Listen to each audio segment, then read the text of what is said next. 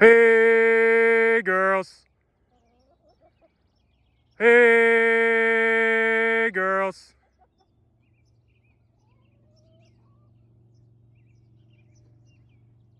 Come on, girls. Come on, buddy.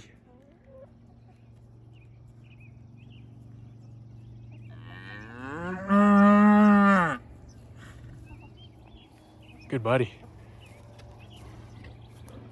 Okay, next door. Next door. Go, go, go. Go, go, go. Oh, you didn't see me there, did you, kiddo?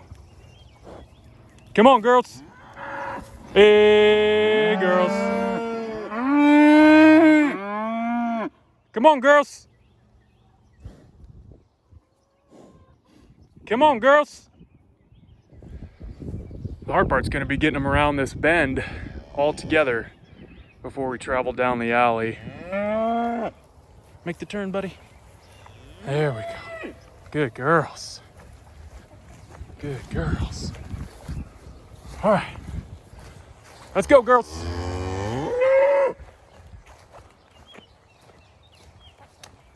Come on, girls. Hey, girls.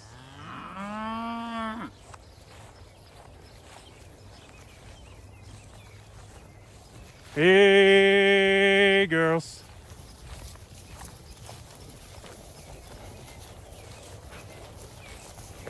Good girls.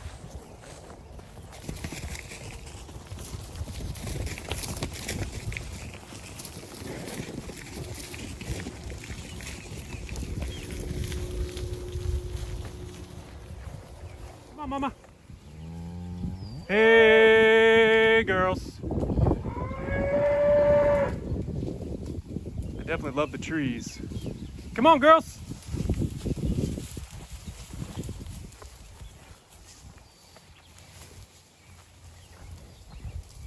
Really glad I'm not trying to do this into the sun. That would be brutal. There we go. Good girls. Good girls. Come on, kiddo.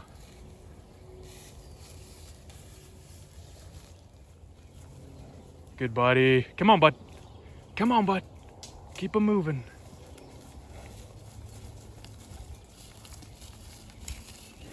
Nice. Good job, dude. Thanks for leading the way. Thanks for leading the way. All right, go eat, man. Go eat. Go eat. Go eat. It's good stuff. Come on, mamas.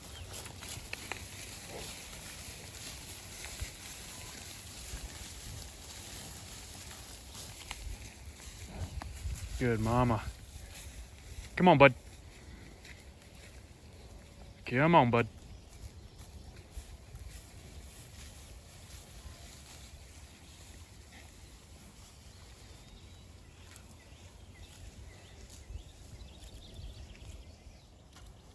Oh yeah, that's a good sight.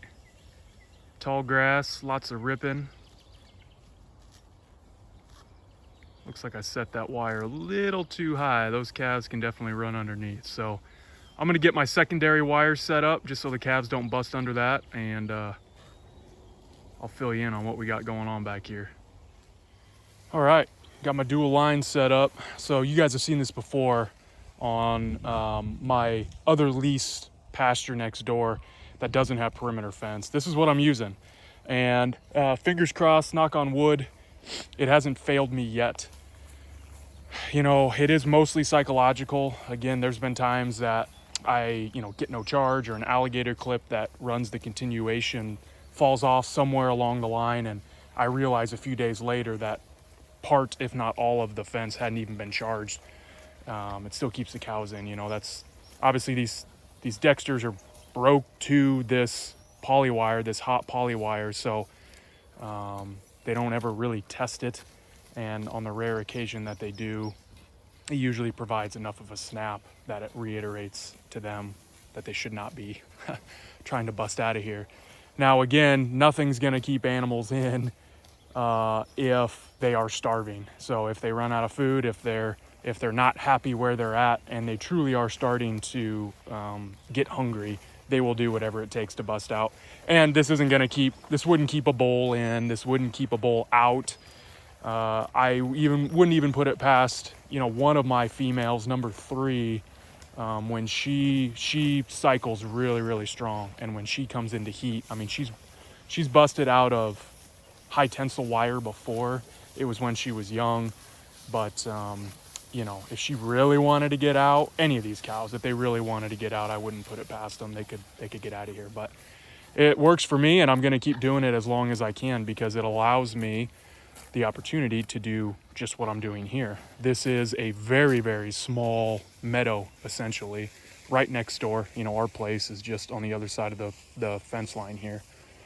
This is actually the back pasture portion of the neighbor's place that I planted, that 2-acre farm field that I planted for summer grazing. This is just to get as much out of this as I can and as many days as I can before they move to the next lease pasture. I definitely didn't get as many days out of our 2.5-acre front pasture as I thought that I would. Originally the plan was to keep them in that front 2.5 acres, which was the calving pasture, up close to the house, to keep them in there until June 1st. Then they were gonna go next door to the 4-acre lease from June.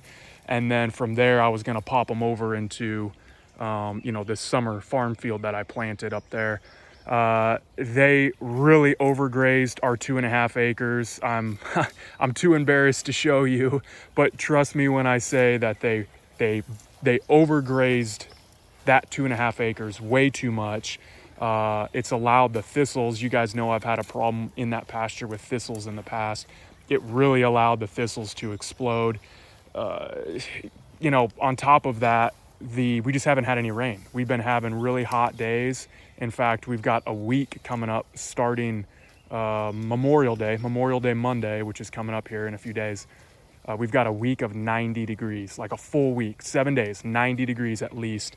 And it's hurting the grass, it's helping the weeds, and that front 2.5 acres is really gonna pay for it. There's no way I'm gonna be back on that 2.5 acres before late fall. In fact, that'll probably be the last stockpiled pasture that I graze going into winter, just so I can give that maximum amount of rest. So again, given the fact that, they are broke to this hot wire, and that they respect this fence, and it works for me, it allows me the opportunity to just put them on here for a few days, and not sink any money into permanent or semi-permanent, high tensile fence or field fence or barbed wire, whatever you would use, to get the cows back here. This is essentially we'll call it a free week of grazing that I'm gonna get, just to help prolong the summer slump that seems like we're already heading into. So that being said, it's still gonna stress me out a little bit. They've never been here before, and I'm actually shocked at how calm the calves and the cows got once they got back here. The calves are still running around a bit, but it always amazes me when the animals go into a new place that they've never grazed before. There is a lot of running. They run the fence line, they run the perimeter, they keep moving in a herd just until they figure everything out, and it seems to take a little bit to get them settled. When I wanted to buy a few more days out of our front 2.5 acres, you saw it, the strip that ran along the permanent wood fence, I ran a hot wire down that, and I got about another week of grazing out of our front pasture just by allowing them into that strip.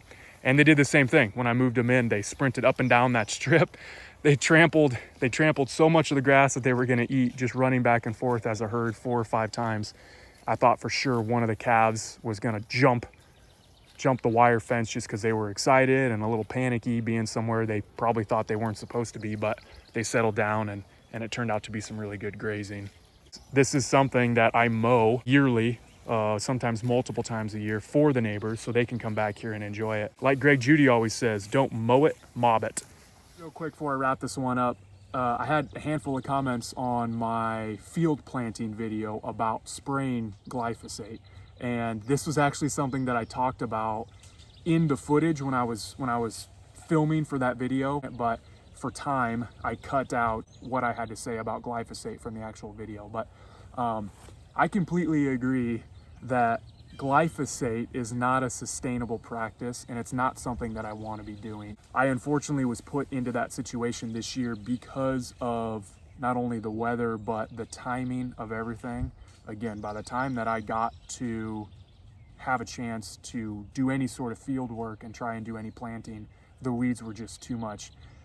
It was not going to work without killing anything that was on there and then tilling it up. That being said, I also don't want to till. I don't think tillage is a sustainable practice. And in fact, if anyone looks at the research out there from the no-till crowd, the soil conservation crowd, you know, kind of that regenerative agriculture industry, you will find that chemical use is actually preferred over tillage. The damage to the soil, the damage to the microorganisms is far less using chemicals to get rid of weeds and unwanted growth over tillage. So I did both. I didn't want to do either, but I guess I want to say, if anyone is interested, like Dr. Alan Williams has a lot of good stuff on this. It's called, you know, the principles of soil health. One of those principles that they just recently introduced was context. And this is something that just now started making sense to me multiple years into this. So context means that what works for me isn't necessarily going to work for you, and what works for another producer might not necessarily work for me, whether it's my time availability, my climate, my average rainfall, my location, my grass type, my cattle type, or, you know, any animal type. This is something that I feel I got caught up in very, very easily, and I just caution anyone out there who's getting into the cattle game or the livestock game. In the age of social media, it is so easy to get so much information given to you and think, this is how I need to do things, this is how I should do things. If my pastures or my animals or my practices don't look just like who I'm watching on YouTube or who I'm reading about or who I see on Instagram, I must be doing something wrong. That's not the case. Again, you have to take your context into heavy consideration when you're deciding any of this stuff. And on top of that, context also means that what might have worked for me last year isn't going to work for me this year, or what's working for me this year isn't going to work for me next year. Again, my time availability, the rainfall we've had, the weather we've been having, you know, just the different classifications of animals now between steers that I'm trying to finish, heifers, cows that are lactating for the first time. So my context this year, unfortunately, was to have to till and to have to apply chemicals. But make no mistake, those are not practices that I want to continue to do. That being said, I completely support any of those types of comments. Again, like, I'm not going to take offense to anything y'all say, and it spurs some really good discussion. So don't ever be shy about calling me out on something that might be contradicting what I've said before, or telling me your beliefs. Again, this is a great place for all of us to discuss and learn, so keep them coming. All right, guys, that's it. We'll check back in on the herd later. I'll let you know how the progress is going back here. Like always, any questions, comments, concerns, sarcastic remarks y'all have, leave them in the comments down below. Thanks for watching, and we'll catch you at the next one.